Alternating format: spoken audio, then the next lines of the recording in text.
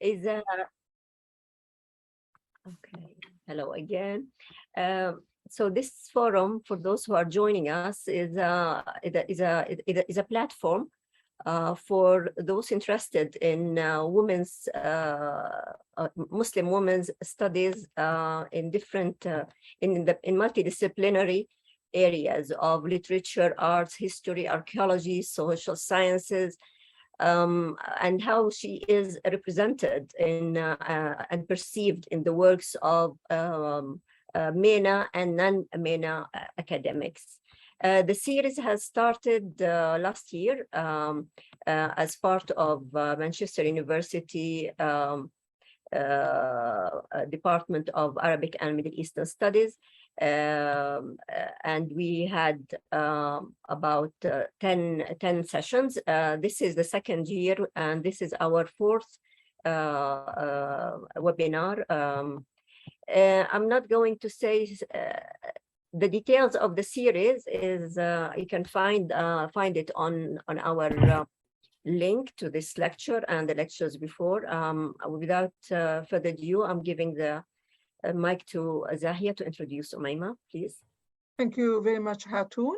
So again, it's a great pleasure to have Omaima Abou-Bakr with us. She is a professor of English and comparative literature at the University of Cairo.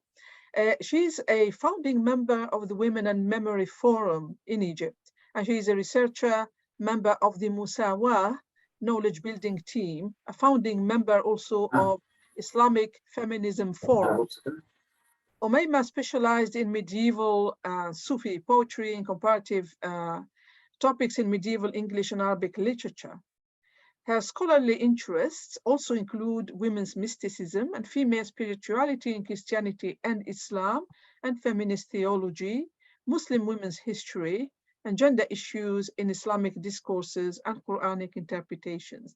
I'm aware that Omayma wants this to be brief. So basically, I think she's so modest, and she says, I don't want to be shamed by all of this. So basically, she's actually a very well-known woman, and we are really proud to have her with us. What matters really, according to Omayma, is to listen to what she's going to say. So over to you, Omayma. Bismillah ar-Rahman ar-Rahim. Thank you very much, Dr. Zahia. Thank you, Hatoun. Thank you, both of you, for thinking of me and inviting me to this very special series and to this topic that's close to my heart. I've been working on this for some time. And thank you, everyone, for attending and for the support. My topic, let me see if I can just share the screen first. And just a second. Right. Do you see it already? Yes, go ahead. Okay, yeah. And I have to apologize to the audience about the quality of the slides of the PowerPoint. They're not very artistic or pretty. They're just the points that I'm going over so that you can have something to look at while listening to me, but it's not very good design. I'm not very clever when it comes to designing artistically the slides. Anyway, so I will start my presentation.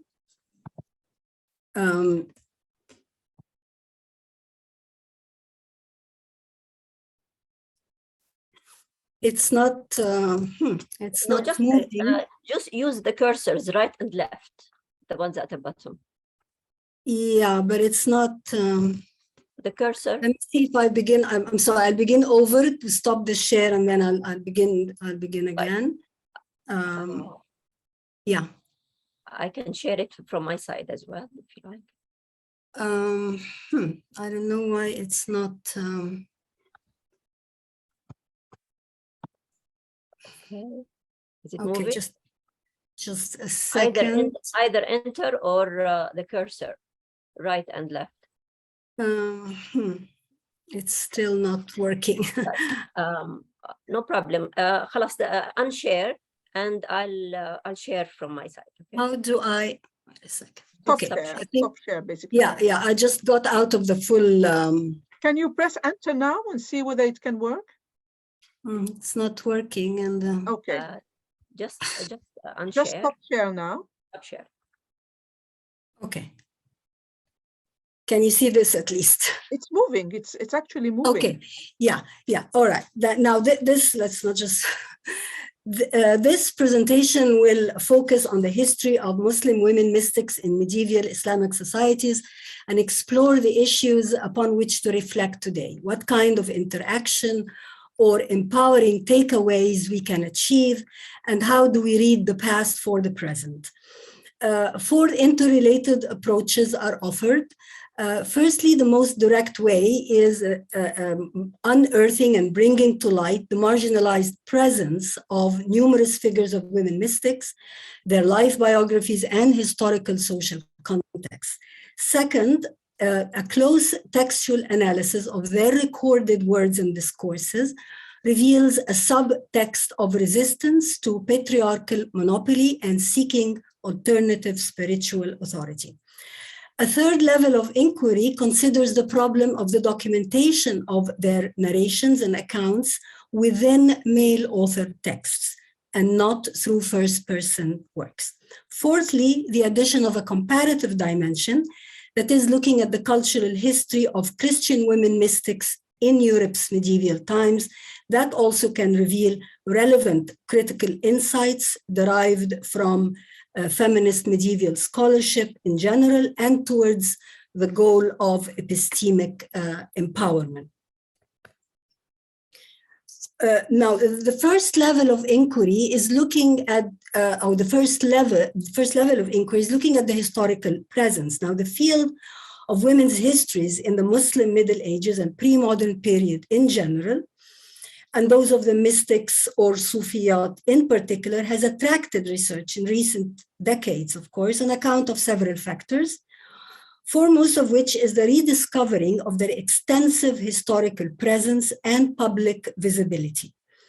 Accounts regarding their Sufi practice, spiritual teachings, lifestyles, and social interactions within their context can be mainly found in the sources of biographical dictionaries and a few other types of medieval texts, but it's the biographical dictionaries that give us these short bios that are the main and the most valuable of historical sources. Now, that kind of information, whether in the biographies or in the other types of Turathi texts, it's of course either scattered or very brief and concise. So what a researcher has to do, of course, is we need to hunt these information, these bits and pieces of information, and dig them out, so to speak, or pay attention to all the details in the concise and the brief accounts of this sheikha or that sheikha, and really reflect upon them. And of course, use the technique that has been termed the technique of filling in between the lines and the gaps, using what has been termed by historians sometimes as historical imagination or historical reconstruction and filling in the gaps. What are we dealing with? We have numerous or numbers and numbers and numbers of prominent Sufi women, right, traveling across the region of Dar al-Islam of the time, from to and from places like Damascus in Syria, Jerusalem and Beit al-Maqdis in Palestine, Cairo, Baghdad, the Hijaz, Morocco, Persia, and the land of course. I mean, they're all over the region, and there are accounts of them really traveling back and forth between all these centers. They held halaqas of dhikr, attended by male Sufis and male sheikhs who would come to them to visit them and seek them, to seek their guidance and advice and consultation, to visit them in their homes. We have accounts of Sufi sheikhs coming knocking at the doors of, this sheikha or that sheikha, or come to their majalis, to their sessions and to their circles of learning to discuss Sufi knowledge, to ask them questions, to witness and learn from their forms of worship and words of wisdom. So it's very impressive historical accounts, really, and narratives about these women. The most well-known sources of these Arabic biographies, because there are Persian ones, but the Arabic biographies that I had access to and the most known ones are of course, Sulami's ذكر النسوة المتعبدات الصوفيات in the 10th century. And this is very valuable because it's very early. It's in the 10th century. We have حلية الأولياء by Abu Naim al-Isfahani, 11th century. We have صفة الصفوة by Ibn al-Jawzi, 12th century. We have الطبقات الكبرى by al-Sha'rani, 16th century, and so on. These are the main known ones that we rely on to gather the information. So these sources and others contain remarkable details, as I was saying, about the public visibility and actions of these Sufiyyat. Their access to mosques, that's what's really amazing. They're free and easy and casual access to mosques and sacred shrines, including the Haram, the Mecca Haram. The amount of respect and reverence in their social and professional communities, it's very, very clear. And what's of course interesting in these sources are, as I was saying, the little text, the recording of their spiritual reflections and teachings and conversations. And we encounter many, many examples of these women and of these recordings of their activities and worshiping practices, the long hours they spent. I mean, that's what the narrators tell us. So and so, she was famous for long, long hours of praying, doing salah and long days and months on end of fasting, i'tikaf in mosques, doing retreats in mosques, making audible dua and supplications. And that's always something that really caught me by surprise, where women would be heard saying a certain dua during tawaf in the Kaaba, and that gets to be recorded. Nothing about the aura of the salt or anything of that sort. Having special prayer niches, al-mahrab, we will read about a certain Sufi who had a mahrab, a mosque niche for her that she would spend days and hours praying. I will be giving many, many examples very quickly, as much as I can, without necessarily mentioning the dates of birth and deaths of these women, because we don't always have them. The biographies are not very consistent. But it's the details that are worth quoting to you and sharing with you. Someone like al-Darda, one of the sheikhs, and she's reported to have said or to be saying that she is praising the activity. She's praising the activity of mujalasat ahl al-dhikr.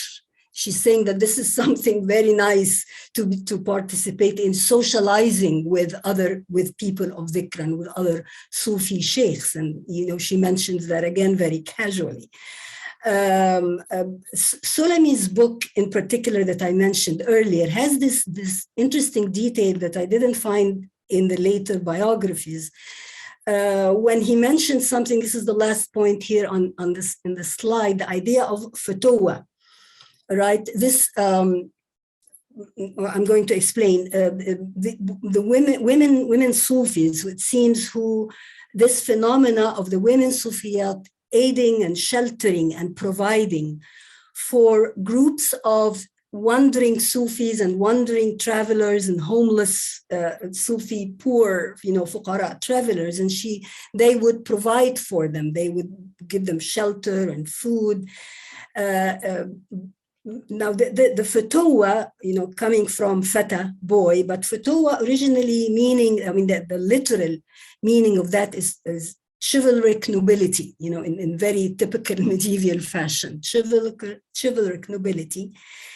At the time and in context, it was defined as the epitome of Sufi virtues of generosity, magnanimity, moral courage and moral uprightness, honor, aiding the poor and helpless, charitable work, and so on. It's like a package of virtues, of Sufi virtues, right? And it started as this code of ethics, and then later on was in the history, we are told, particularly during the Abbasid Caliph of Al-Nasir in the 12th century, it was developed into formal and organized groups of, of knights and brotherhoods. But that's, we don't have time to go into that, where people would be granted official honorary membership into these groups. What concerns me here is the biographies that describe these women coming into contact with these groups of fityan, and then being described in the sources as Fulana كانت من الفتيان. She was from the fityan, or كانت من أفتى نساء عصرها. She was one of the most noble of fityan. This is the kind of details or the findings really that shed light on, on unknown areas of Muslim women presence in pre-modern history in different parts of the region, in different societies and in different capacities. And of course, frankly, if you want to comment on how this sort of destabilizes so many things about modern stereotypes, concerning not just gender roles, but concerning inherent feminine natures, domesticity, biological essentialism, the whole bit. It definitely destabilizes a lot of modern conceptions and constructions about women and women's role and femininity and so on. Hence it is this public aspect, right, of also of affective spirituality. This is something else that I want to talk about. Affective and demonstrative, it's called sometimes. It becomes a disruptive form of visibility, of subjectivity, and indirect resistance. And I'm going to give more examples about that. But for example, the example of Sha'wana, of course, from Persia. Sha'wana, she's very prominent in the sources, Sha'wana al-Ubuliyya. And she's known in the sources as a weeper, Bakka'a, from of course, al-Bakka'un, the weepers, they're a whole group and branch of medieval Sufis, but Sha'wana in particular, we have very specific description of her weeping and of crying out of piety, out of fear, out of awe, and people gathering around her, and then the description of how she begins to cry, begins to weep, and then she begins to say the poetry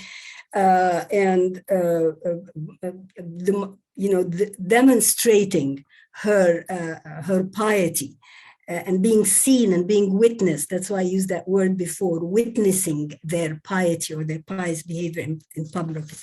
And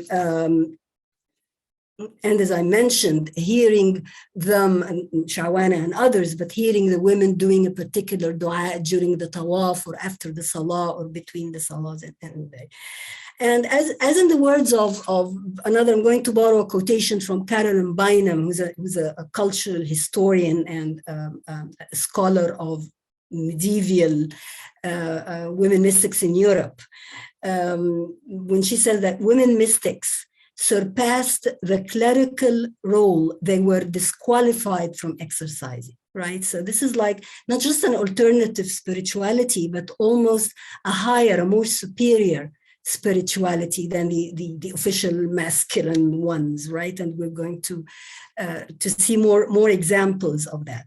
So we can say that these, and by the way they're called in the sources either abidat, worshippers, or muta'abbidat, or sufiyyat, or mustafayat. One of the biographers, Ibn al-Jawzi, calls them mustafayat, right?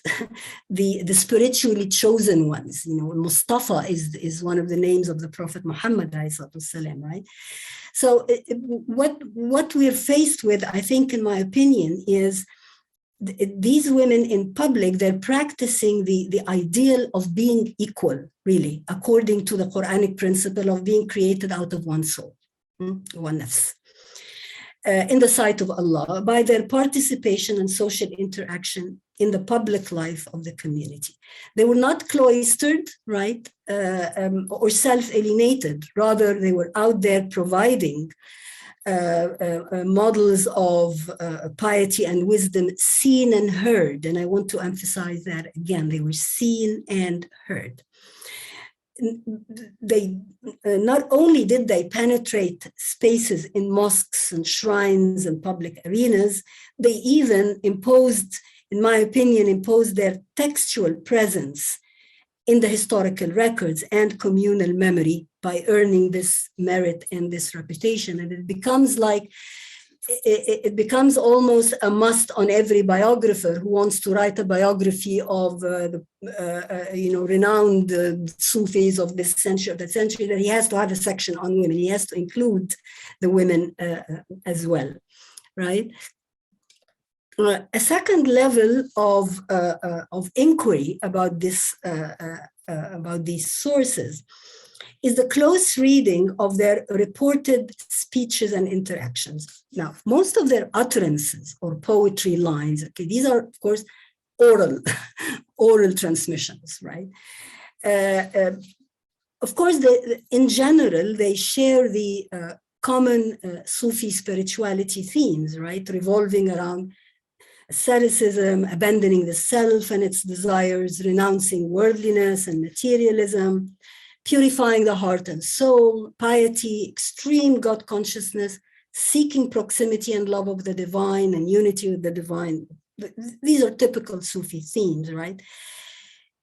In this case, the question always arises, however, if whether theirs was a gendered spirituality in any way or not, meaning is it reflective of a female identity, of certain different characteristics or style in their Sufi expression from the male Sufis or not, right? This is the big feminist question.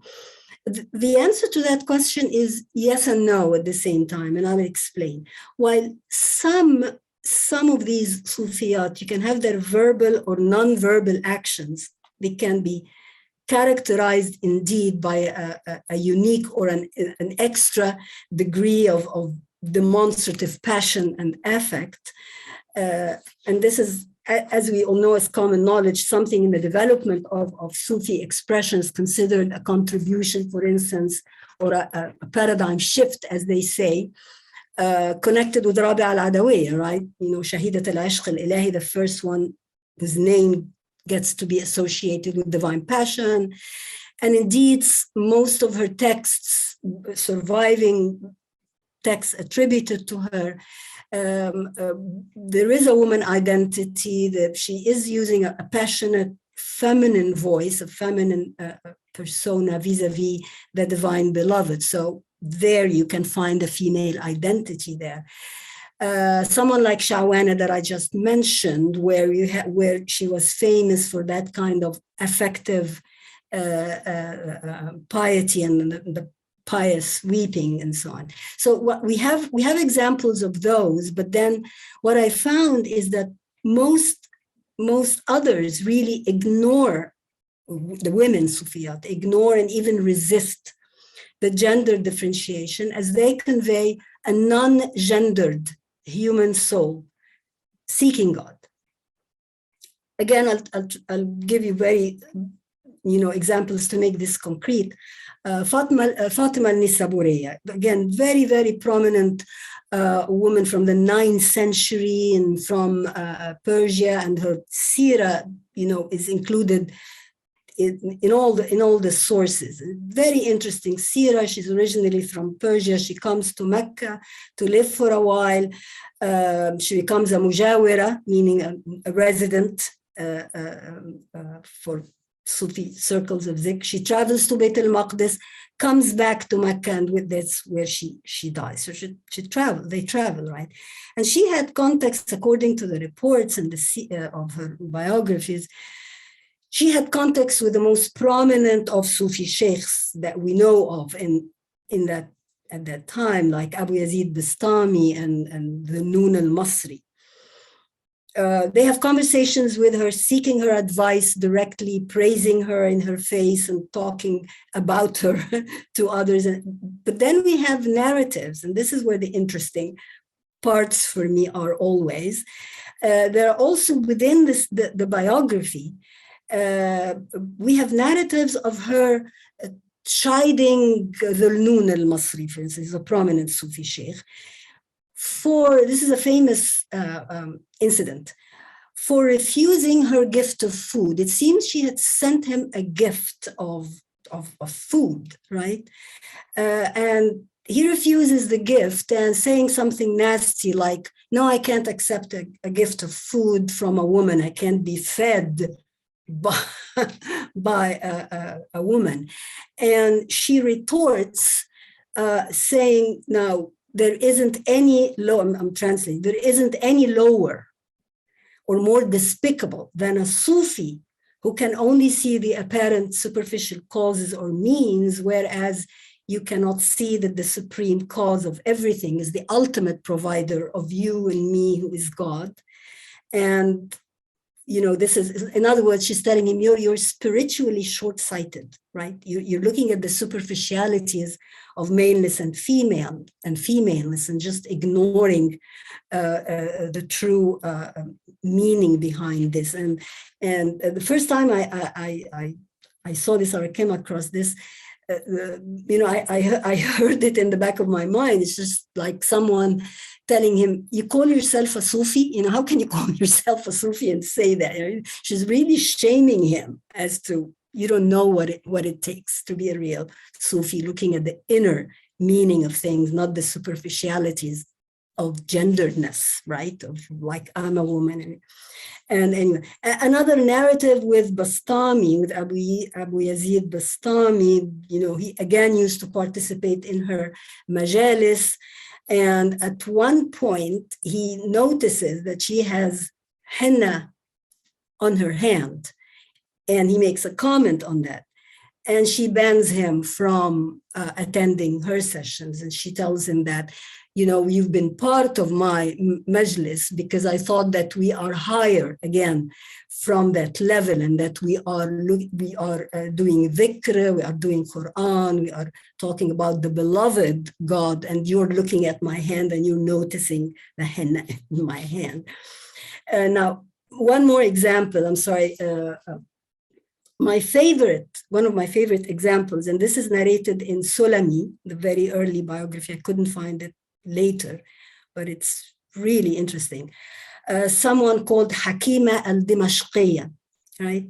She asks one of her women companions. She tells her, I heard a rumor that your husband took a second wife. And the woman tells her, yeah, he did. And she says, that's Hakima al-Dimashqiya, the Sufi woman. She says, though I've heard he's a man of good reason, عرفت أنه عنده عقل من عقله.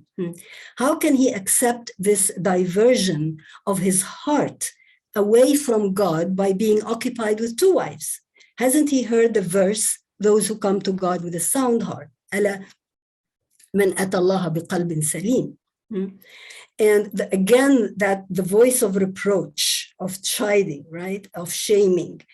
But the interesting thing about this example is, of course, relating directly this Quranic verse. I've never seen someone use that Quranic verse for this example, right? But relating this Quranic verse to a specific problem in women's lives, right?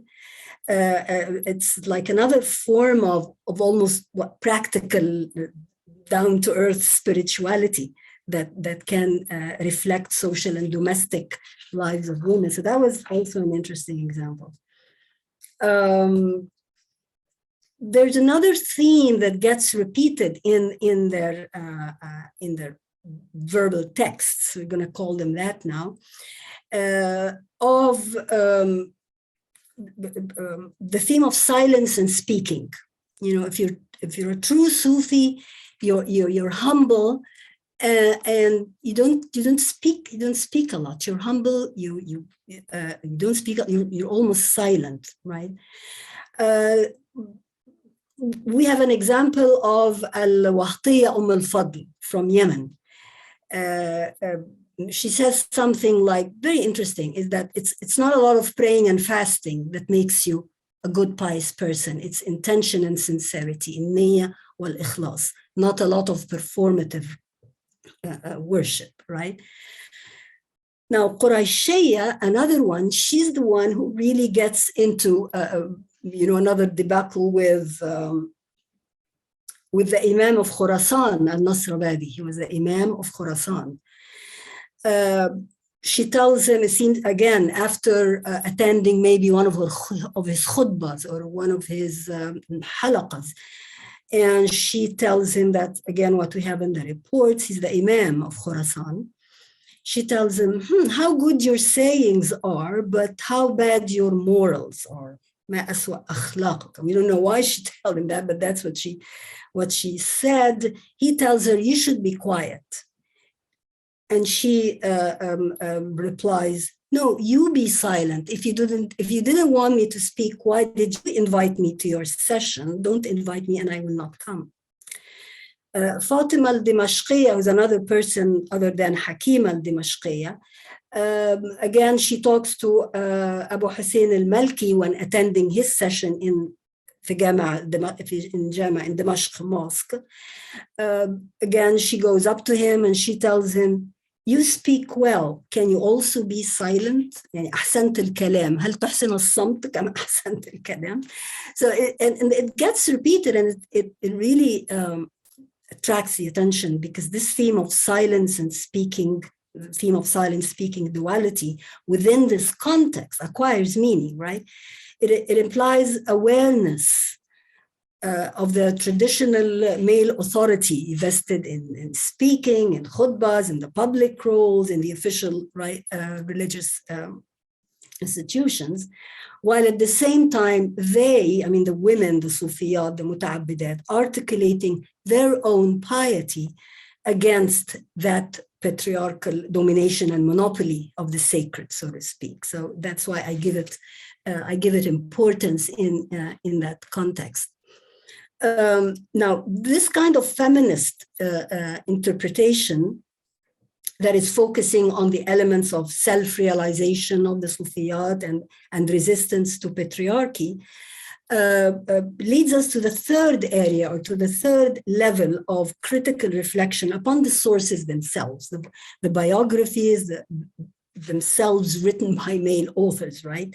And the issues of authorship, the writer's voice, and his manner of representation. Because there's a legitimate concern and a legitimate question that might arise on account that all these acts and words of the women that we're using here reach us, or have reached us, through male writings, right? Or secondary reports of these men historians telling us about these women, not directly in first-person authored works. And that can be a problem, or a methodological problem, or can cast doubt on maybe the authenticity of some of these of some of these words. However, I think there is still room for reinterpreting these histories. Having said that, right? And decoding clues of past social relations and cultural concepts. It's not that, and this is the opinion of one critic commenting on the history of medieval women in European medieval women. It's not that we don't ask about the image of the women and of the women, whether it corresponds to reality or not, but maybe we can ask other more useful questions, like who created that image, in what way, and what function did it serve that particular genre of the biographical histories, and who was the audience, who were consuming these texts. It was also men, right? So these questions can also be interesting critically. In other words, considering the material more as sites of social and cultural construction of gender and the feminine, if we cannot accept it as a complete factual reality or have doubts about the authenticity of these voices. Male authored works can still be viewed as significant representations of women, reflecting forms of inscribing gender awareness and the embedded sides of resistance at the same time. The examples that I gave, that indirect chiding and blaming, the indirect commenting on taking a second. I mean, these kinds of instances are sites of resistance, even within the male the works written by male authors. And in other words, we can see in such examples a certain tension between men and women mystics regarding gender difference and mystical worship, as well as a contrast between the narrators, the author's voice himself, in commenting and praising and wondering at the brilliance of these women. On one hand, what he's saying, what the author is saying, what the historian is saying, but then on the other hand, the content, the very content of the women's words that he is documenting. And sometimes they're not in sync, right? And sometimes we have to wonder, is this praise of the brilliance of these women, is it a good thing, or is this wonder, is it because they're exceptional despite their gender, they are like that, or is it because they are, I mean, these are questions to think about. And the purpose of these male authors writing these hagiographies for the men to consume, for the male reader to read and be encouraged through the examples of these women. So there are many layers of things to think about in this situation. Also recently, by the way, and this is something that I'm still studying myself, but very recently emerged a new scholarly interest in a certain trope that was found repeated, not in the biographical dictionaries, but in other kinds of sources. And it's a thing now that it's been called the trope of the old women of Nishapur. On account of, or because of several accounts that are found by male theologians and exegetes. It begins with Al-Juwayni, Imam al-Haramain in the 11th century, and I'll tell you what that narrative is. And then by Razi, the exegete Razi and the philosopher, the 13th century, and even referred to it by Imam Ghazali himself in Ihya Ulumuddin. What is that? It's an account started by Juwayni on his deathbed when he says, this is reported again and re-reported and re-recounted and narrated, when he says, I revoke, before I die, I renounce all my teachings, radical teachings, everything that I said against Salaf al-Salih, or, everything I said, and I die.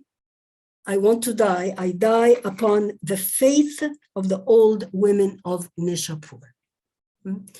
So this trope of the faith of old women and how it is represented in these narratives as representing a kind of intuitive, fitri piety and a faith wisdom that's natural, that's simple, that goes against the complexity of rational theology, of kalam theology, and learned theology that these men spend their lives doing, right? There's an article, please look it up if you're interested, in the electronic site, The Eminent Frame, a series of articles on that trope, and particularly an excellent article, short internet article by Sarah Abdul-Latif in which she goes after this narrative, hunting it down in several texts and seeing what happens to it. Juwayni says the old women of Nishapur, but then in other texts it's I will die upon the faith of my mother. But then in other texts, I want to die upon the faith of old women, that is just more superior, old women in general, not just of Nishapur in particular. So very interesting discoveries.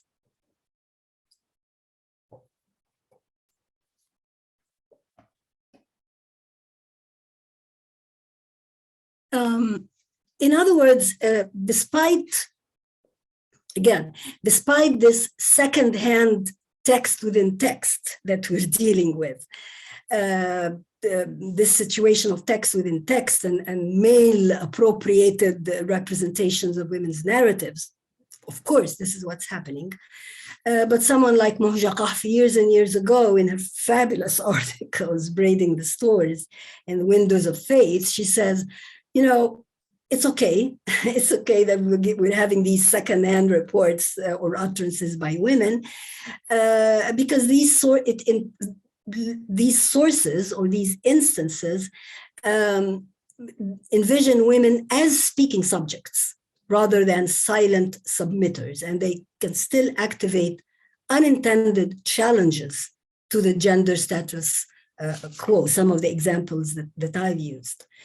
And in my opinion, also, if we dismiss it on that, if we dismiss this material on that account, it's like we are repeating again, we are reproducing the same kind of marginalization that originally these women were subjected to. We're dismissing them again, we're repeating it. Rather than doing the opposite, rather than digging these utterances and these lines and these verbal texts, digging them out of the male text and getting these voices out, reframing them and bringing them to light. That's what we should be doing, right? So as we've seen, one can discover a subtle differentiation. This is a very interesting point to me, between the biographer's male awareness of the female identity of this mystic figure, his comments, his judgments, his causes of praise. On one hand, we'll have comments like, she was the best of all the men I knew. She was, there's always comparing her to, against the ideal of male normativity. So it's like, and you don't know what to do with that. It's like, sometimes I feel that the biographers themselves are confused or unsettled by these women. They don't know how to consider them brilliant in their own right, or exceptional, or can they be models for men? I mean, you do find a subtext of, or a subtone, if you will, of that being unsettled and confused by that. Whereas the very words that they report of the women, in my opinion, is free of this tension.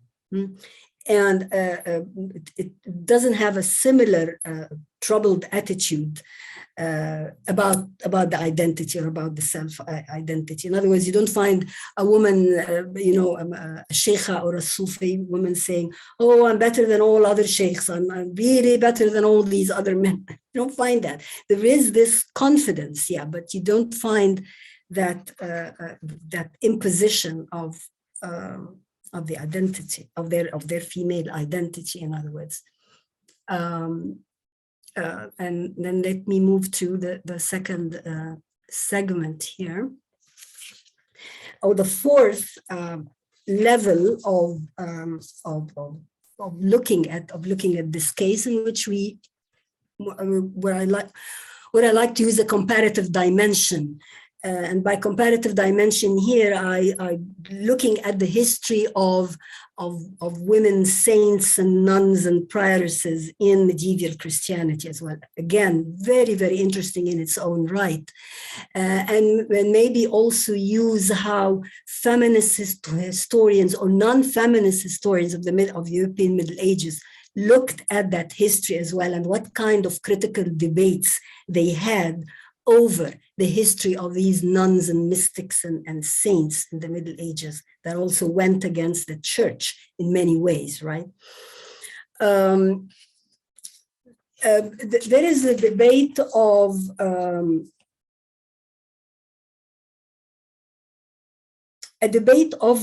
over what's being called the pastism and presentism. Because there's some historians, medieval historians in Europe that objected to this feminist school of looking at the history of women in the Middle Ages and using their history for a feminist agenda, whether critiquing patriarchy, critiquing the church, critiquing theological patriarchy. And they considered this a kind of appropriating the past and plundering the past for an agenda. And they preferred something that's called pastism.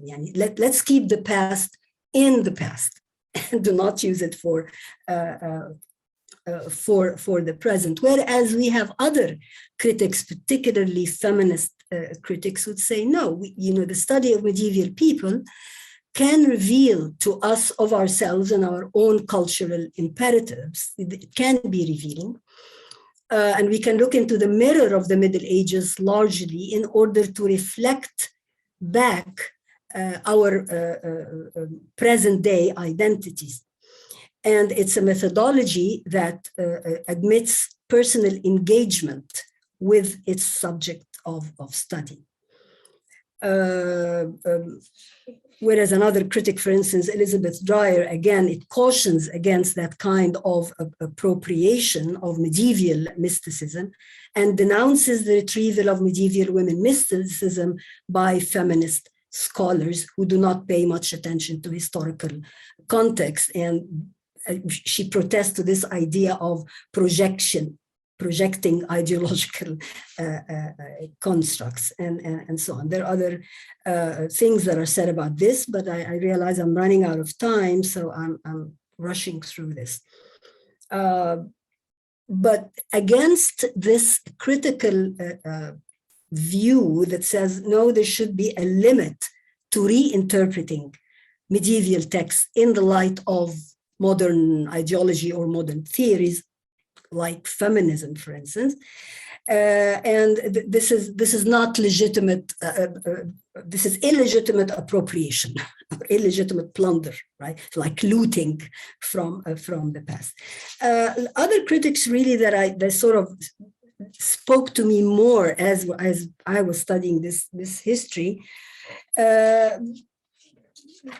Respond by saying, no, if scholars can say nothing, if we have nothing to add or to analyze or to interpret about medieval women beyond the text that we have, and we just reproduce or keep presenting and representing it, then modern scholarship will remain limited to reenacting medieval androcentric interest and does not so much investigate medieval texts as Blossom. Then we have nothing to add, we have nothing to critique. And this critic, Juanita Rice, suggests that there should be an application of an informed scholarly imagination that cultivates a sense of reciprocity with medieval women. Another critic, Diane Watt, offers, and this is what I believe in, what I subscribe to, what I decided to subscribe to. She offers something that she calls constructive and compassionate criticism, engaged. Constructive and engaged criticism that she defines as a sensitivity to and respect for a subject matter combined with an overt articulation of personal and political commitments. And she goes on to reflect on the relationship between critics and the intellectual communities they address. It is the location of meaning, this is very important, the location of meaning within a text in relation to the community of readers who will encounter both text and criticism. In other words, we as critics, as readers, feminist readers or women scholars, we have a responsibility to interpret these texts again, interpret them anew or in a new way for the present community. This is a responsibility, this is a political and personal investment and an intervention that is important, that makes criticism valuable, that makes critical practice not superfluous, but it makes it valuable if it reflects personal positions and convictions and connecting the material to our own lives. And of course, this is the kind of argument that argues against the claims of extreme academic detachment and distance and dispassionateness, and calls for a movement towards this intervention by academics, that we don't have to muffle our own voices, pretending that we're objective and we're detached. And now I find this whole, it's a longer debate, and I'm trying to rush through it, but I find it very relevant to our case of studying pre-modern history of women, sufiyyat, abidat, and muta'abbidat, or other, women in the history, with the goal of achieving present empowerment. First, this is an endeavor of, as I said, of reconstructing and reinscribing women's presence and words, verbal text, right, textualizing their utterances. So inscribing this in our cultural collective memory from the perspective of presentism that I talked about, giving visibility and due credit to marginalized women's roles in history and their equal capacity for spiritual and religious engagement. Second, raising issues that are still relevant today. For example, the issue that never goes away, women in the public sphere of sacred and worshiping spaces, in shrines and in mosques, the authority of religious learning and teaching, gender power relations and hierarchy, challenging patriarchy in religious institutions, the male monopoly of religious knowledge, cultural stereotypes of women's inherent, trivial and weak natures or superficial thinking. These are all still issues that are living with us and can be raised again in studying this history.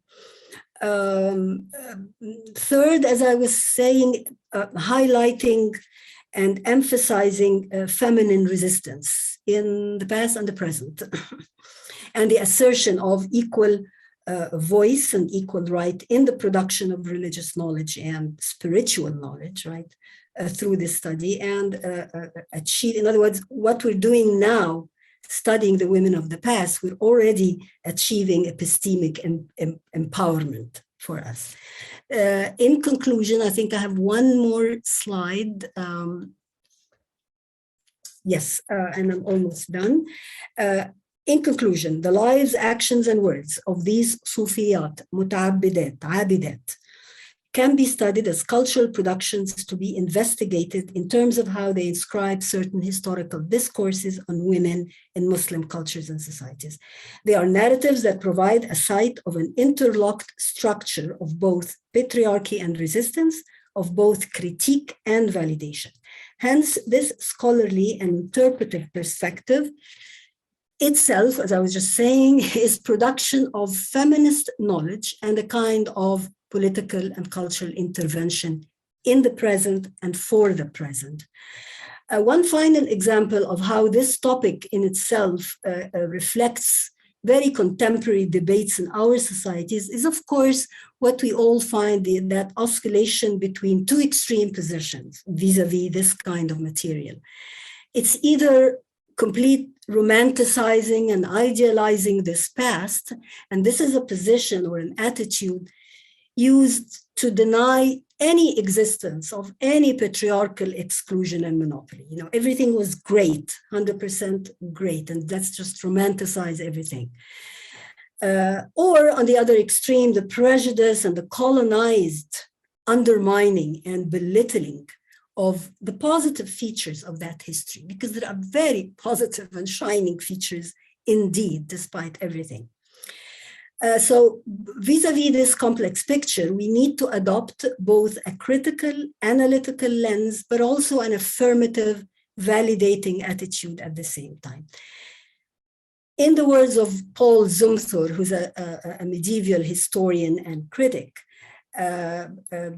saying that we ourselves, studying this material, we can look forward to being produced by the process in the process, I mean, of studying them, being produced by these medieval texts as we traverse two historical distances, going and coming back, right? Thank you. I think I'll stop here, and I think thank you very much for listening. Thank you very much. Omayma, can you please stop and sharing? Yes. Or sharing, Yes. can you unshare? Yes, just This a is second. truly great, so informative. You have really enlightened us, and in fact, you have spoken about these women most of us don't know about. And we always speak about the silence of Muslim women. How are they silenced? Why are they silenced? Where are the voices of these women? How do they exist actually? I mean, when you study, for example, medieval poetry, you wonder whether women have ever recited poetry, or written or spoken or whatever. Poetry, there is none that arrives to us unless we dig very hard. And thank you for all this digging and this archaeological work and bringing all the results to us. I mean, Hatoun, if you want to add anything, otherwise it's to the floor. Well, always listening to Omayma makes me breathless at the end. You, mashallah, the way that you speak profoundly and keeps on unearthing all this past in a very eloquent and very smart way, with this lens that is very profound and very sharp, is always fascinating in all its aspects. What struck me at the end,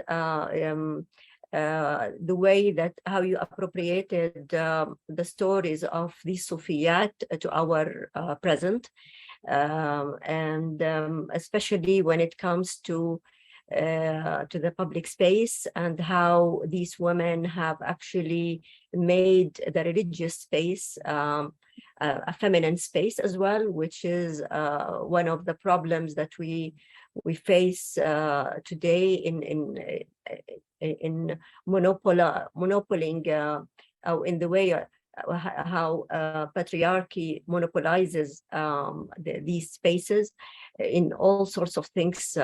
Take, for example, the example of praying, as you know, where they pray at the front, or even exclude women from the space totally, going to the back or upstairs or behind the mosque, or by the exit, fire exit entrance, and all of that is just I find that these stories are very relevant to debating this type of present stories, even if they have moved a bit from where they are, but they are still valid in a lot of contexts, especially if we're talking about the West. We have also exported all these ideologies to new areas and new spaces with the same methodology or the same ideas. So I just want to ask you how we can even more work on this appropriation, how we can even how can we be more eloquent in critiquing and in challenging these positions. Yeah, can we open the floor and get a few questions for you, Omayma, and then so that we don't do a lot of overlap. And we're very lucky to have quite a few Islamic feminists in the floor. I mean, amongst us, I can see Amal Grami. Hi, Amal, and quite Sophia Rahman, and many others. And please, the floor is all yours. We would love to hear you. So shall we start with whom? Dalia is here on the left. Mhm. Thank you so much, Omayma, for this illuminating and fascinating presentation. I enjoyed it so much. You know, I was quite drawn to the concept of Fotowa that you've highlighted, because of course, once we hear Fotowa, it's a very masculine term, but the context that you explained it within, it just kind of highlighted to me the idea that the language itself perhaps was desegregated. So in addition to this kind of desegregation between the sexes during this very important era, from your descriptions and the narratives you've highlighted, the language used itself was different.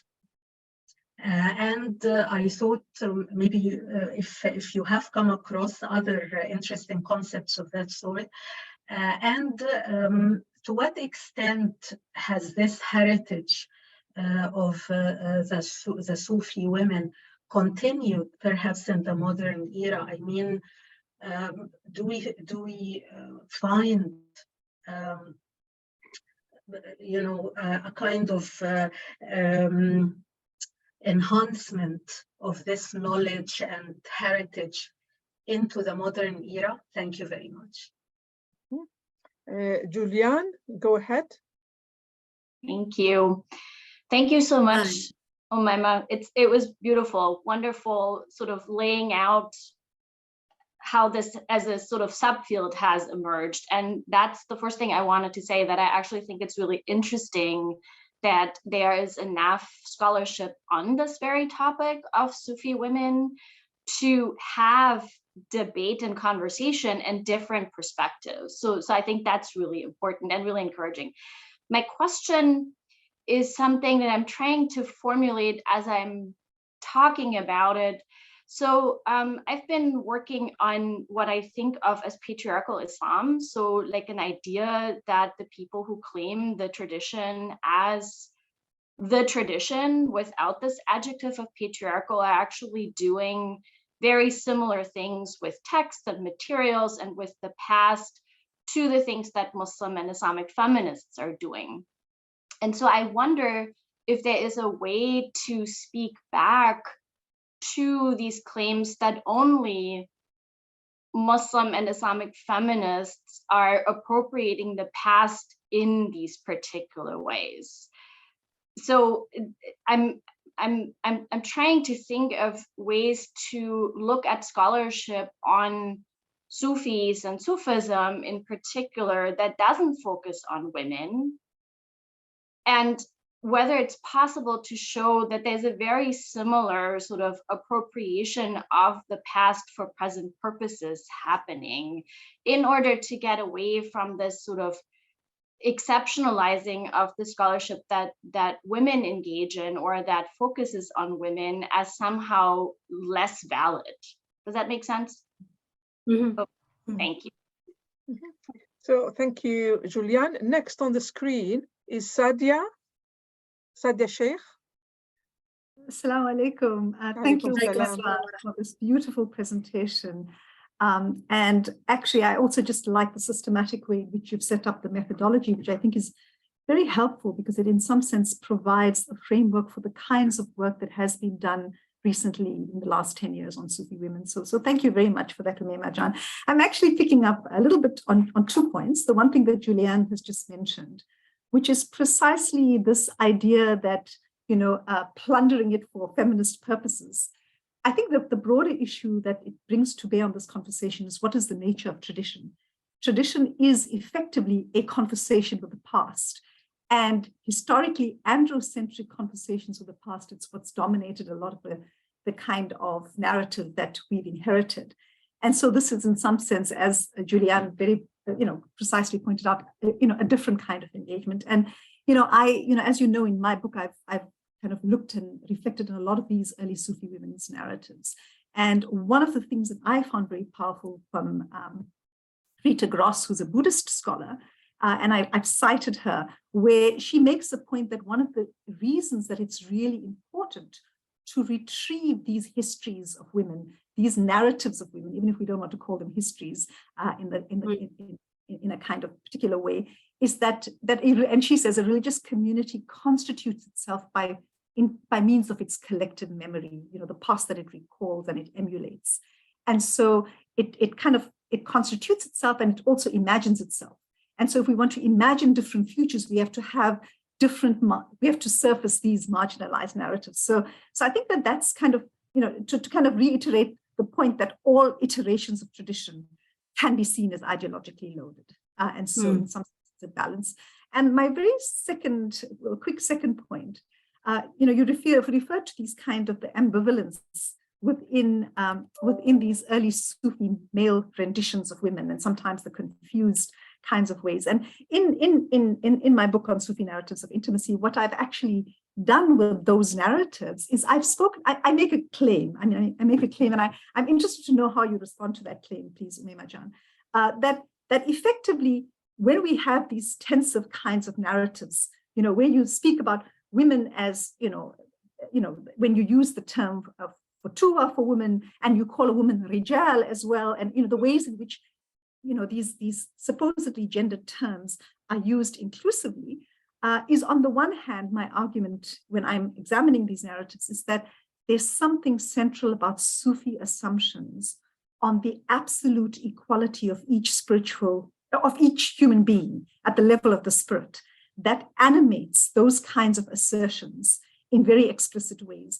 And so when you find these tensions, it's because Sufi men have bought into these foundational Sufi assumptions on the equal nature of men and women. And then their patriarchy jostles and struggles with that. And so I've read those those narratives as that's the product of a tensive history, but it also, in some sense, foregrounds something that Islamic feminists, but I'm arguing Sufi tradition has foregrounded about the nature of the human being and the foundational ontological spiritual equality that pervades those Sufi assumptions, then jostles against these kinds of narratives.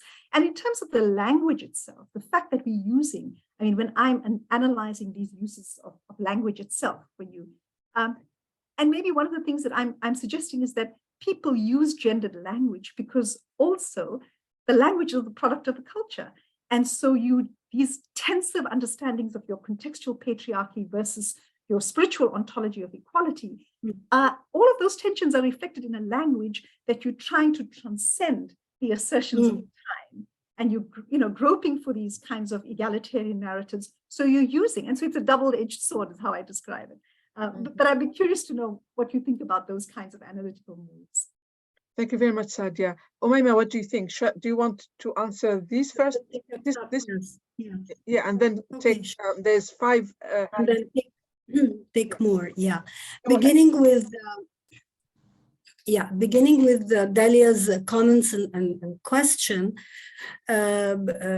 The comment on the language, particularly, and how she was intrigued by the use of futuwa, which is originally fata, a boy. It's a masculine term, and I wrote about this, by the way, in the Arabic article. Amal is here with us in the Arabic article in the volume Anmat al-Rujula, or Patterns of Masculinity, that was edited by our dear friend Amal Karami. So she knows I wrote about this and something Arabic, but that was surprising indeed, Dalia, the use of the language. And this is a very good question.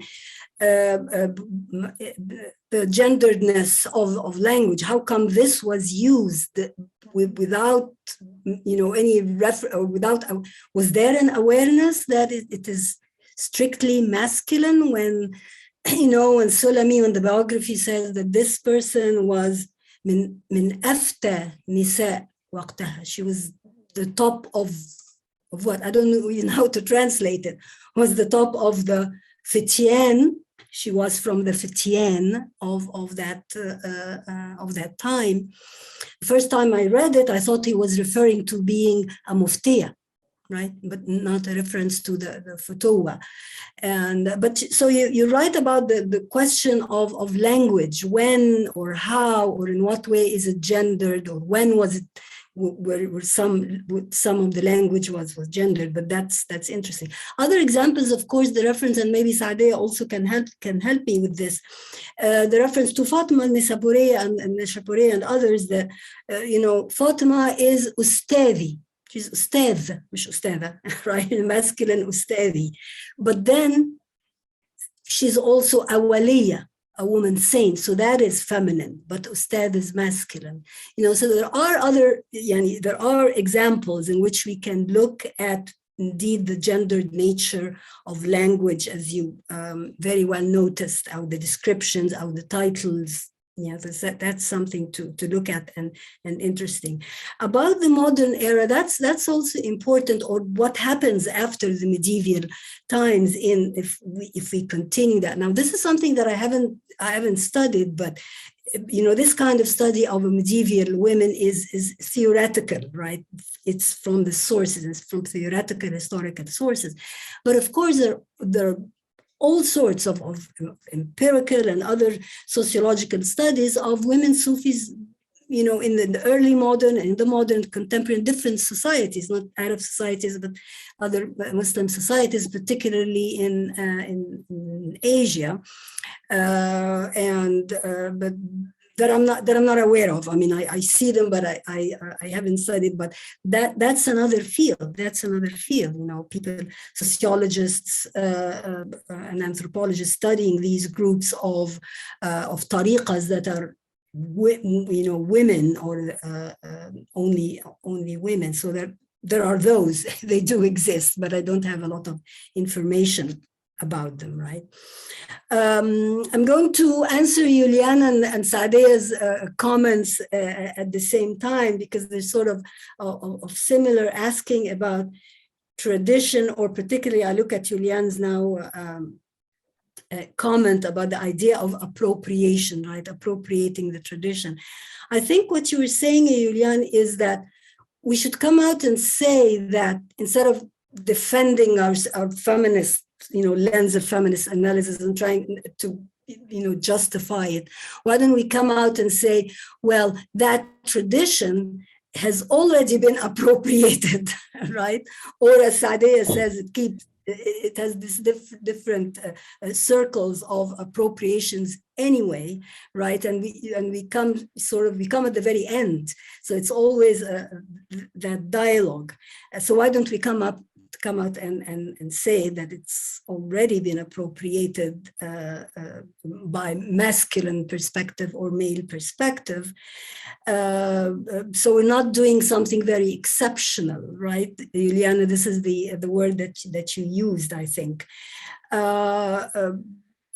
Yeah, I think that's what we keep saying by pointing in our studies of the Turath in general, of Turathi texts in general, whether philosophy, history, religion, interpretation, Quranic studies. That's what we keep pointing out all the time, that there's already many things that are wrong here, or that went wrong, and that if anything, we're not appropriating, in my view, we're not as much as appropriating as retrieving the balance, right? Retrieving the balance of, yes, Adea, what you call the essential ontological equality. That is the very essence of Sufi knowledge and Sufi epistemology. And yes, that's what I was trying to point out in the couple of examples that I gave. Excuse me. That tension it's very clear to me, that tension between the basic Sufi epistemology of the essential ontological, equality. That's what makes Sufism. That's what makes it beautiful, right? That it transcends that. But then there are human beings, there are men, there are male authors, and there is this tension. I think there was this tension. I think there was this confusion and this unsettling confusion of which tendency that they should succumb to in writing these biographies. So I agree with you there. Yeah, I don't know if I added anything to your very clever observations, Julian and Sadia. Thank you very much, Omayma. Just briefly, many questions are coming in the chat asking about the recording. Can you please leave us your email address and we will send you the recording after the lecture. You will join the network and we will send you the recording. Let's go ahead and carry on with listening to questions. On my screen, on the right or the left-hand side, Amira Abu Talib is first, and then Nazli is second, and then Amal is third. So could you just carry on without me interfering? And then we save time that way. Go ahead, Amira, and then Nazli, and then Amal. And then I will come back to you, Salah and Hannah. Thank you very much, Omayma, for always enlightening us and how you theorize things. And I think it makes it very helpful for us who are interested in pursuing this type of scholarship. My question is actually a little bit even beyond gender. It's about the label and about this modern seeming artificial separation or disconnect between Sufi Islam and mainstream Islam. And I was wondering if you could speak a little bit to that. You've mentioned, in Juwaini's deathbed, he's not saying, old Sufi Nisapuri women, he's just saying old Nisapuri women or old women. So can you talk a little bit about this idea of labeling Sufism versus just being religious and how that kind of has been misconstrued today, if I'm understanding it correctly? Thank you. Where did Nazli go? Thank you so much to this brilliant gathering of minds, and Professor, in particular gratitude to you. I come with a very particular interest. I have an Iranian background, and both my grandmothers, may they rest in peace, were Sufis, practicing Sufis. I'm particularly interested in the Farsi writings of texts which don't feature gender pronouns. I'm particularly interested in your perspectives on this and the analysis of that. And furthermore, in regards to my own doctoral research, I'm an opera libretto researcher. I'm practice-based, so I'm very interested in your, when you were talking about the performativity, the sound of these women and the receivership of these women's voices, especially within the architecture, in particular when I think about the turquoise dome. Thank you. Thank you very much, my dear Omayma, for this interesting and rich presentation. I have three questions, in fact. First of all, when we revisit these sources, are we facing this reconfiguration of gender identity, or are we talking about ungendered persons? This is a new way of presenting our style, another style of femininity with this group of women. And if you allow me, Omayma, I can add another term, which is rujula, when we talk about linguistic issue about gender, etc. in these sources. When we talk about Aisha al-Mu'minin, we always say وَكَانَتْ رُجْلَةً, which means rujula in a masculine way. She was performing her knowledge, etc. And the second question, you know that I'm interested on the relationship between gender and ages, and the well-known representation of older women is negative, as you know. So they are linked to Kaid al-Ajaiz, etc. And always we have this narrative of bad women behaving in a certain way and connect like a prostitute. They are doing in some way bad things, etc. So when we talk about this category of women, Sufi women, we have another representation of older women. So can we find other resources about this issue, please? And finally, I'm interested not only on the invisibilisation, and this is a French term, l'invisibilisation des femmes. I mean, I'm not interested only in the this category of women, Sufi women, hidden from history, but also this category of historian men who are challenging different issues, such as talking about relation power, gender relation power in another way. You know, we have this narrative of oppressed women, etc., but it shows us another category of relationship between women and men. And women in this case, they are powerful, they are trying to blame men and shaming them, etc. So they are in another category, if I may say. Yeah, thanks, that's it. Thank you. Salah, and then followed by Hannah, and that will be the end of the questions, and then the floor will be back to you, Omayma, to answer all these questions. Go ahead. Salah, please. Thank you. Yes. Good evening, everybody, and thank you very much for this very enlightening and informative lecture. Thank you, Professor Omaima, for that. But I have like 3 short questions and a comment. The first question is, how do we could you raise your voice a little bit? Okay. How can we bring together 2 opposite natures of man? Because I think that gender is related to the physique and the mind, whereas Sufism or Sufi or mysticism is related to the spirit. And we know that we are a combination of the 2, but one of them is completely the opposite of the other. We are either spiritual or physical, or this is. But to speak about gender from a spiritual, from a Sufi point of view, I think we are bringing together opposites.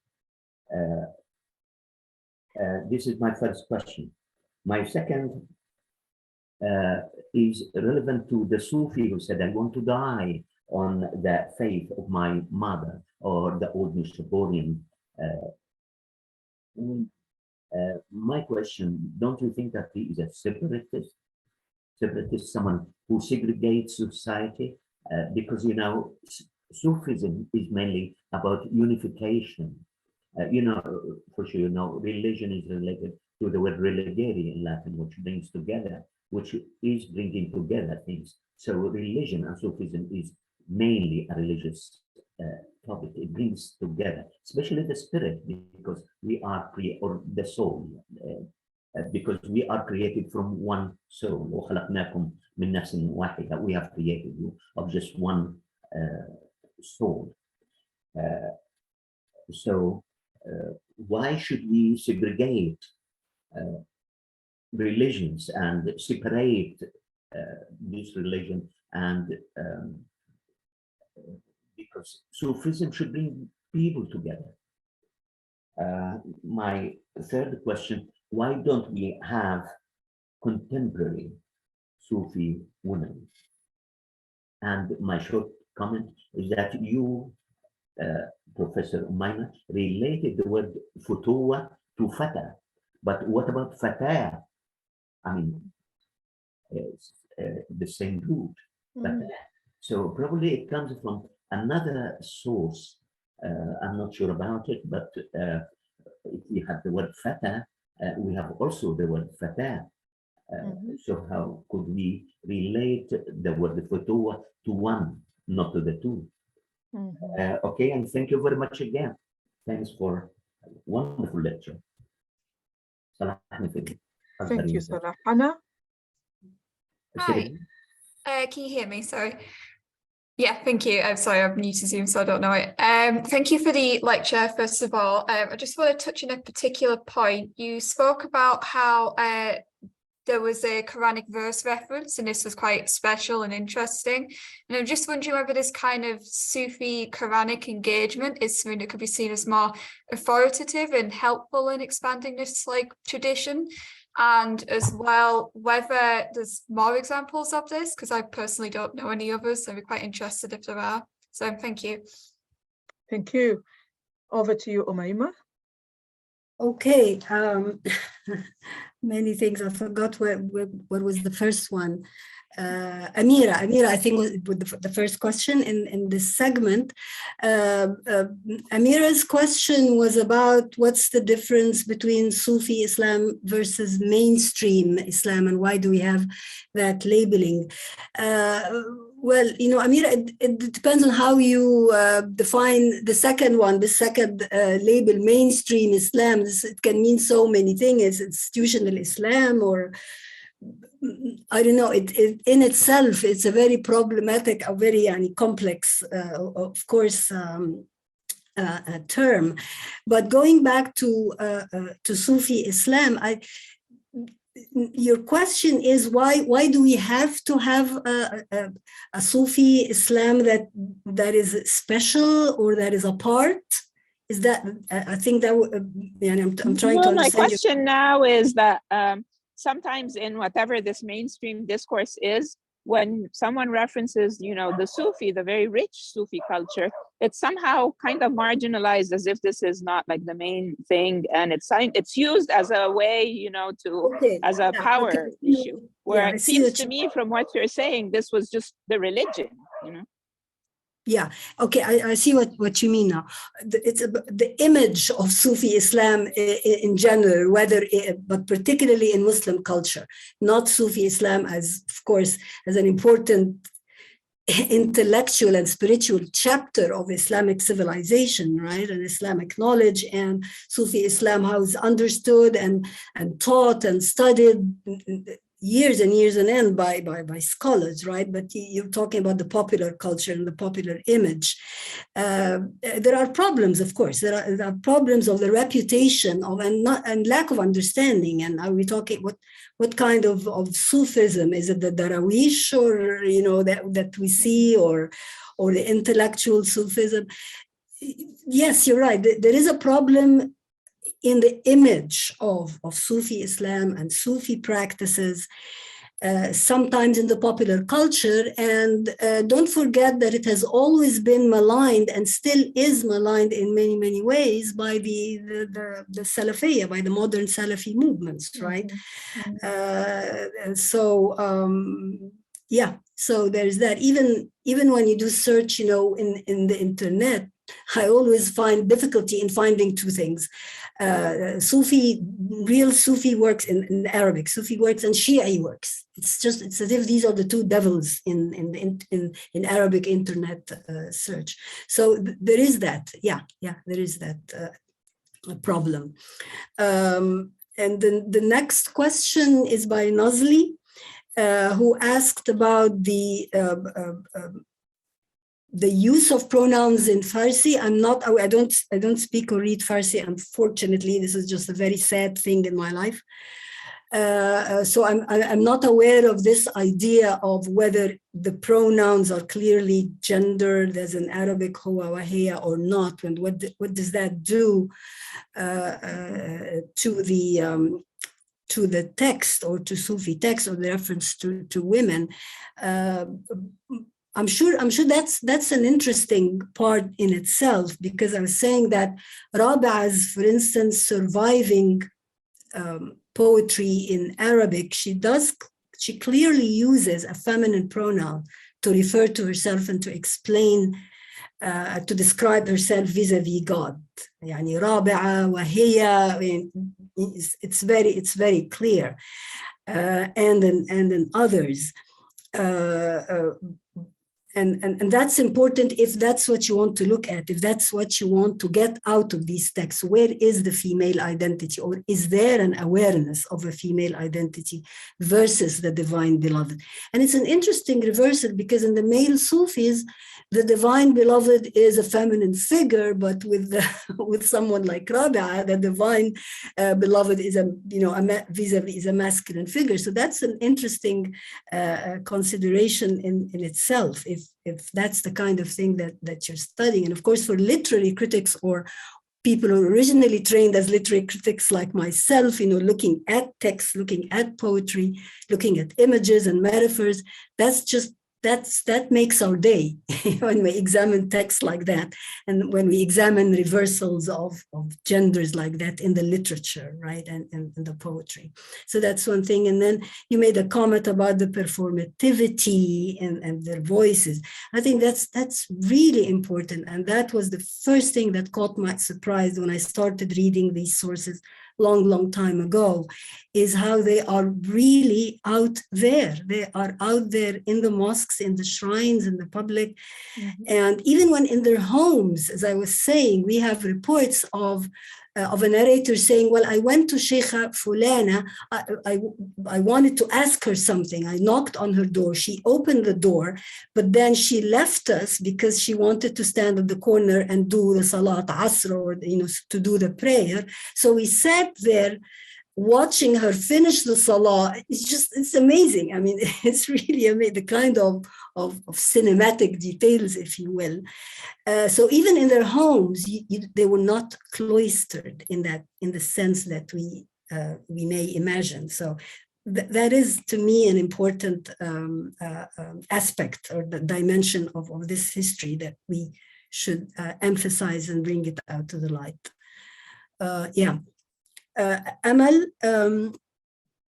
your first question, of your first point, I think you were saying, what are we talking about here? Are we talking about that this is, or are we looking for a gendered kind of spirituality? And is that what we're looking for? Is that what we want? A gendered spirituality, a gendered mysticism? Or are we looking for a non-gendered spirituality, which is better, right?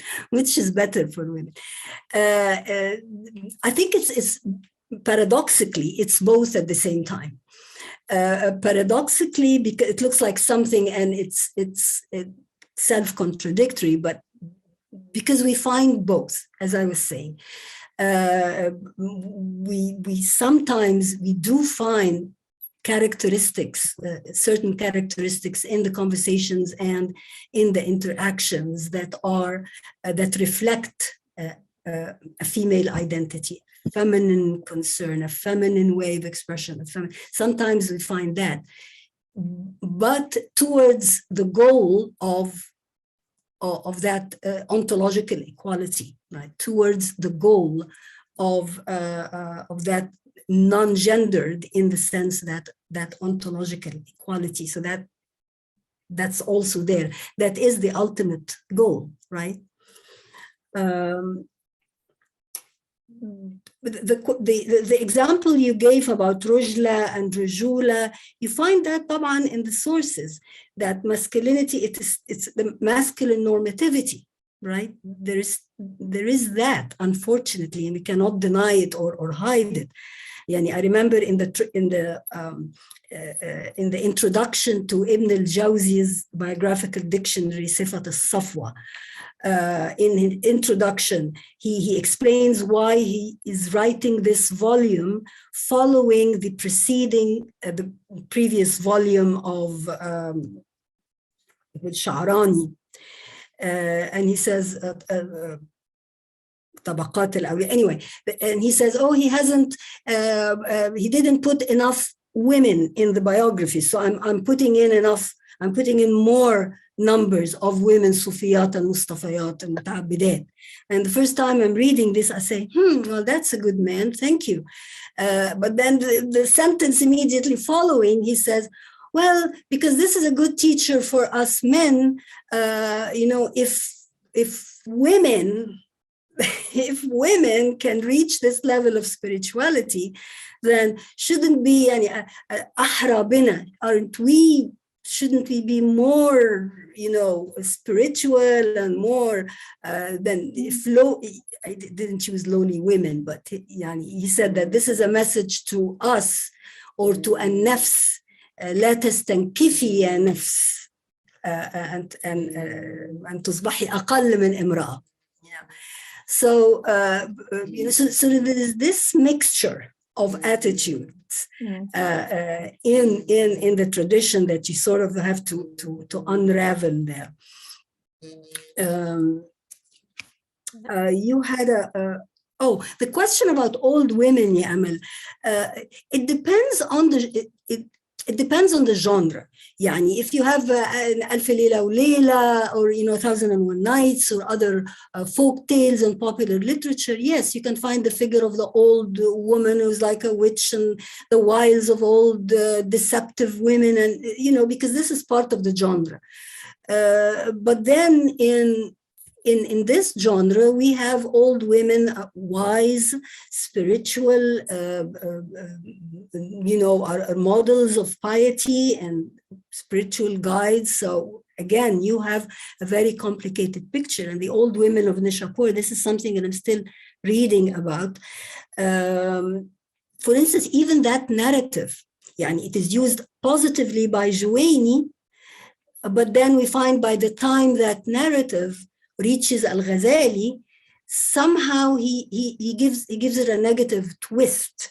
He says it's the second best thing, even that natural, fitri, intuitive faith of old women, it's a second best to the learned faith. It's unlearned faith. But so it depends on the text and it depends on the genre that you have the trope in. Right? Whether it is going to be framed positively or negatively, and it depends on the author, right? And so this is something that we look at and study for sure. Whether, you said that these were powerful women that presented. طبعا, they presented in that light. Yeah. But then other old women are presented as witches and wiles and evil, right? So. This is what I always say about the Turath. It's just this mixed bag. It's this ambivalence that you find all attitudes, and you just have to pick and not pick. I mean, but you have to study that ambivalence and that paradox. But what's the question that came after that, Salah? Omayma, can we go quickly through the? Yes. Okay. Running out of time. Yes, sure. Yes, I'm sorry. I'm very chatty. I'm very talkative. I spend. No, the question of Salah saying that there's an opposition between. I think what you're saying is that there's an opposition between considering gender and Sufi spirituality, and you're bringing two opposites. Well, that, as I presented, it came up sometimes in some of these women's interactions, but not necessarily. We do not need. Okay, when the woman tells Bastami, "How come you noticed my henna hand? How come you noticed that I'm a woman?" Because her goal is to become equal. But this doesn't mean that we have now to look at the physical and the spiritual as complete opposites, or that one has to negate or to deny the other. It's a complete picture. You asked about contemporary Sufi women. I have no knowledge, but there are many studies of modern and contemporary Sufi women in many Muslim societies and Muslim cultures. Fata and Fatah. No, Fatah is not Quranic. Fatah is Quranic, and the fitya of Surah Al-Kahf are Quranic. This is where it came from in the medieval times, right? So in context, fata is the norm here. It is masculine. Indeed, its original is masculine, as Dalia noticed earlier on. The question by Hannah on the Quranic verse, there are many references by the Sufis to specific Quranic verses. Yes, all the time references to Quranic verses. And the narrators telling us that this particular woman, a woman, كانت تتكلم في فهم القرآن. And when they say that, they mean that she used to interpret Quranic verses orally. So there is that, but there's not time, of course, to give more specific examples. Could I say a comment, Professor Omaima? As Saint Augustine and Al-Ghazali and many others actually spoke of Sufism as a kind of getting out of the body and the mind. A person becomes a state, just like in Nirvana or something, where a person loses control of the body and the mind. So becoming a state or Sufism has nothing to do with I'm sorry to say, with probably the body and the mind, which make the gender segregation or the gender distinction. Yeah, I agree. This is ideally speaking, and it's not just Sufism, as Amira was saying. This is Islam, right? This is the Quranic worldview, ideally and theoretically speaking. But then the actual history of men and women living in Muslim societies, not necessarily living up to that ideal that we're talking about, and this is the whole problem. Yeah. Thank you. Yeah. Thank you very much, Omayma. This was really a wonderful session that I can't say enough. And I'm sure that all our audience, they felt the same way, and they are looking forward for the recordings. If you don't mind to share also your slides, okay, then they're not that. They're not that. But anyway, they could go hand. The teacher's slides, right? Just points. Okay. We would like also to announce our next week's or our next webinar, which will be about Iranian women by Dr. Sarah Tafakkuri. She will give a talk about bodies like this body, the effective unmaking of subjects and spaces during the Mahsa Amini protests in Iran. The exact day is still to be sorted because of a problem of strikes in Manchester. So the time has shifted. So it is next week, either Wednesday or Thursday, but we will inform you perhaps tomorrow or after tomorrow. To you, Zahia, want to say something? Thank you very much. I thank you. Cannot thank you enough, actually, Omayma. Thank you so much. It's so interesting, so enlightening. We have learned so much from you. We also have learned so much from the participants. Thank you all for having attended and enriched this session. And we really hope to see you again. And as I said, please, if you haven't given us your email, do so very quickly, and we will send you the recording and the slides. So stay faithful to our group, and we promise to give you good lectures in the future. So thank you very much, and goodbye to everyone. Thank you. Thanks to all my friends who came. That was a great show of support. Sadia, Juliana, Fatin, Magda. Kisses all. Thank you. Thank you. Bye-bye. Thank you. Thank you, Hatun and Zaid. Thank you very much. Enjoyed it. It's great to have you.